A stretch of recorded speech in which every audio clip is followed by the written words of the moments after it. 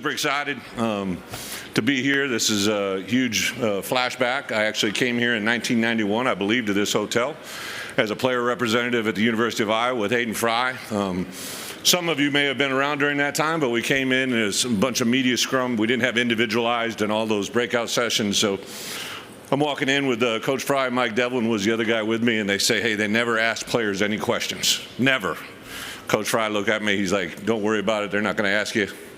I got the first question of the day. So I started off humming. This is my fourth year as the leadoff hitter here in the conference, sixth year back in the league. Super excited. Want to thank you to Commissioner Petiti. Last year they took us to Vegas for meetings, and that was the spot where I met my wife at the Wynn Casino, which is a whole other story. We met in Vegas, and our first date was in Chicago. So to come back to Chicago, which was the first place my wife and I ever had dinner. Excited to get back and be in the mix here. So a lot of great things have happened for us at the University of Illinois. One of the greatest things last week, Josh Whitman, our AD, who's been a huge part of not just success in football, but the University of Illinois over the last 10 years. They gave him a contract that pretty much ensures my contract aligns with his, and his is even a little bit longer. To have that blessing, to have an AD walk that walk with us on a daily basis is absolutely awesome. Been a huge part of why we've had success. In the last 2 years in the Big Ten Conference, we're number 4 behind Indiana, Oregon, Ohio State in 4 really cool categories: win percentages, Power 4 wins, home wins, and ranked wins. And I think if Illinois was in that messaging as that spot in the Big Ten Conference, a lot of people would find that hard to believe, but not for me. The walk that we walk, the players that we have here today, it's been absolutely awesome. In the last 2 years, we're 8-1 in one-score games in conference play and in bowl games, and that was largely generated by a really good player that left us, Luke Altmaier. So to bring Caton Hauser here as one of our player representatives, I wanted him to be known as the quarterback at the University of Illinois going into this season. I think he's a great representative of not just who he is, but what we represent at Illinois. I think that's why we've got him. We've had a little bit of a history going back to Russell Wilson, who was my first ever transfer quarterback, to Tommy DeVito, to Luke, and now Caton hopes to follow in that same lines. Also, 2 other players with us are 2 guys we recruited out of high school. Jaheim Clark came to us from Florida, is going into his 4th year because of the new rule coming about. We'll actually hopefully get a bonus year with him. Was a kid that was a little bit recruited, not a lot. And then Matt Bailey is a great representative, 5th-year player. His only offer to play college football is from us at the University of Illinois. I offered him on the Sunday before signing date just because I felt he's a really good player, and I knew that if we feel few are good players, a lot of people tend to follow us. So I wanted to make sure we got him to the University of Illinois, and he's been an absolute dream. So those 3 players represent a lot about what we have at Illinois going. Just finished our 7th straight semester over a 3.0 GPA. The highest GPA in school history was this past semester. So not just doing it in the class, or not just doing it on the field, also doing it in the classroom. So I know a lot of people have different opinions about what's going on in college football. Going into my 18th year, I couldn't be more excited about where we are, not just at Illinois, but in our conference and also college football. It's literally at an all-new height by the people that are here, the buzz around this. I go back and I sit in conference meetings and I hear Tony talk. To us as a group of coaches, I remember being here as a young coach when Jim Delaney got up and would come in and talk to us. And I remember him and Joe Pa getting in arguments every time about different things. It was very comical, very enjoyable to watch.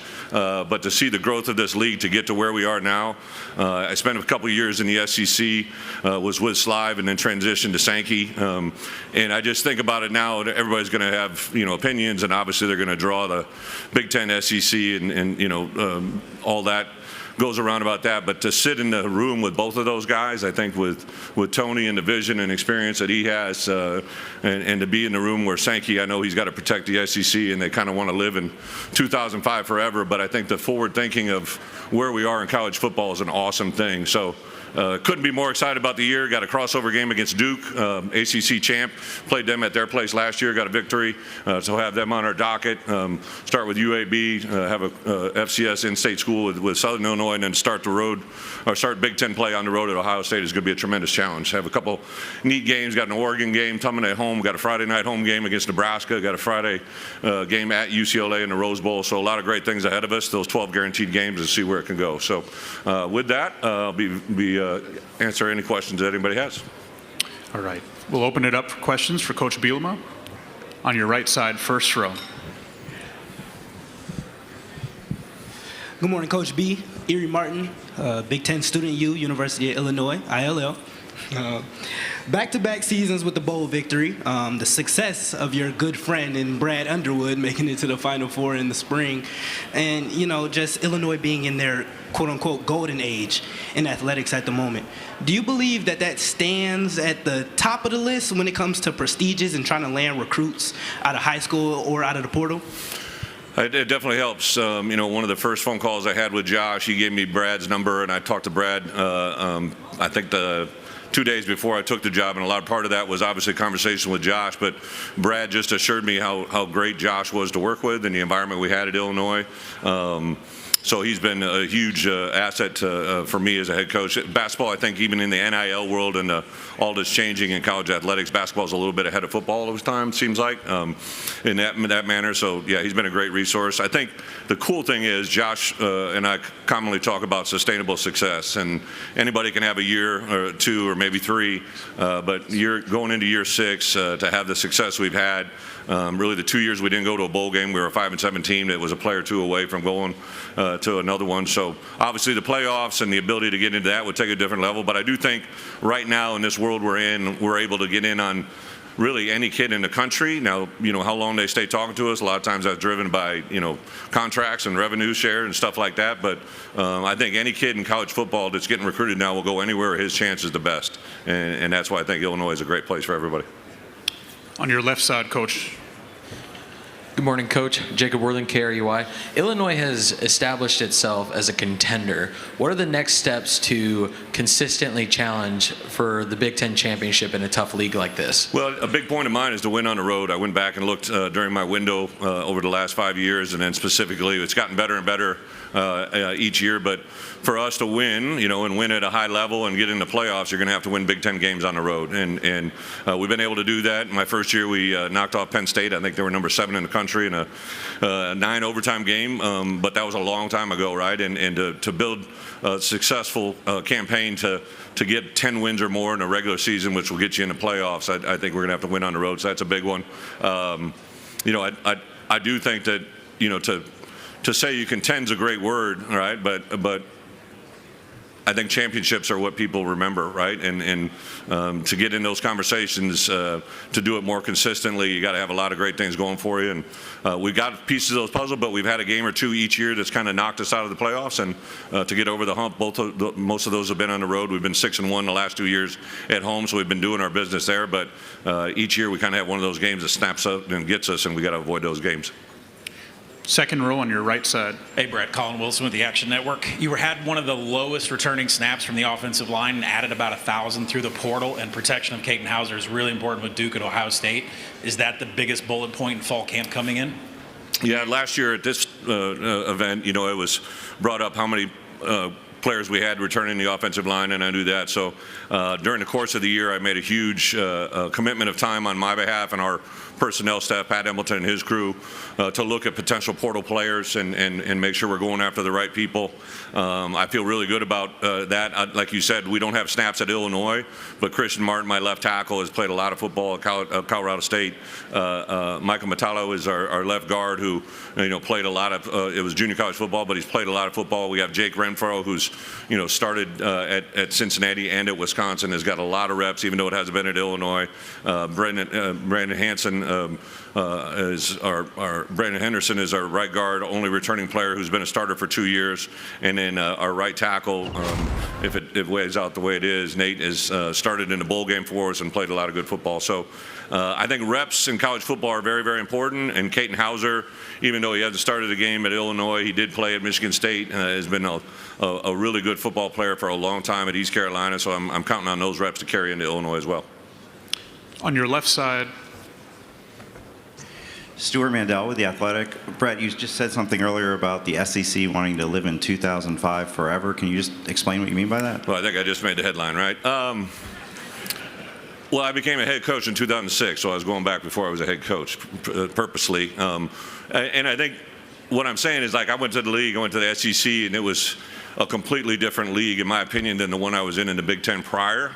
And just with the basically the two biggest things, the biggest components are the transfer portal and revenue share, or NIL, however you want to describe it. When those two elements came into college football, the whole world changed. I mean, it's overly obvious to say that, but I think anything to predate that is just a different time in college football. It just is. And it's also really hard.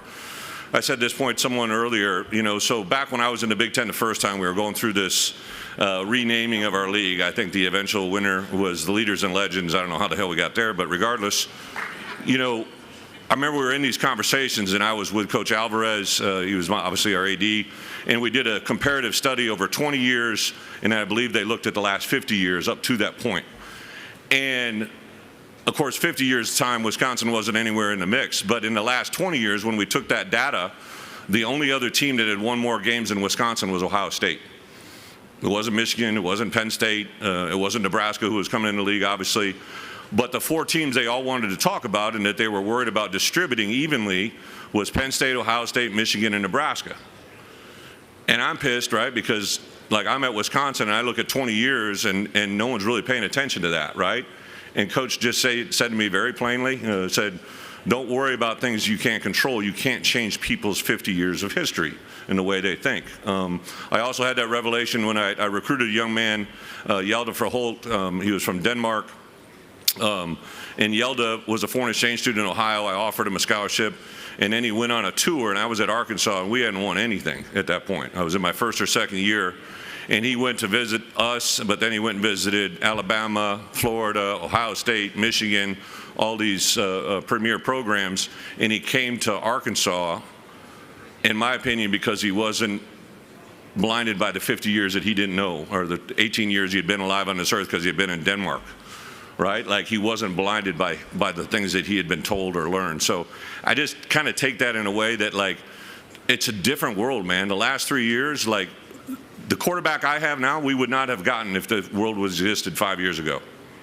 I know that. Neither would my left tackle, my left guard, my center, and my right tackle wouldn't be here playing for me, right? And you go around to every team, and the rosters have changed because of those two components, the transfer rule and revenue share.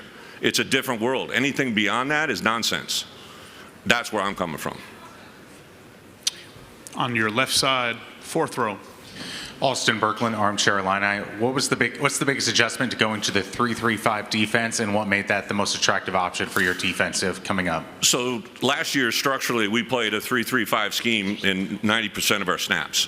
So it's labeled that way. It's a different way of saying it, but this defensive scheme is uniquely different. It's a genesis of Rocky Long, who is a longtime defense coordinator, very successful, many different plays.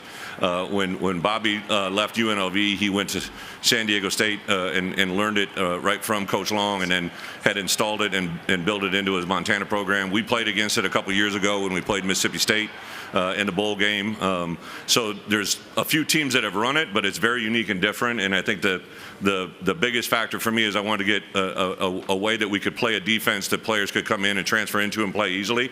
In addition to build something a little bit unique, I think in the Big Ten play, to prepare for a unique offense or defensive scheme in a work week is really, really hard. When I got into the league, the defense we were running, there were about 2 or 3 teams that ran it. Last year, at the end of the year, there were about 12, you could say 13 teams that ran a variation of our defense more than anything else. So we've become a really routine prep, and I want to have something a little bit more unique.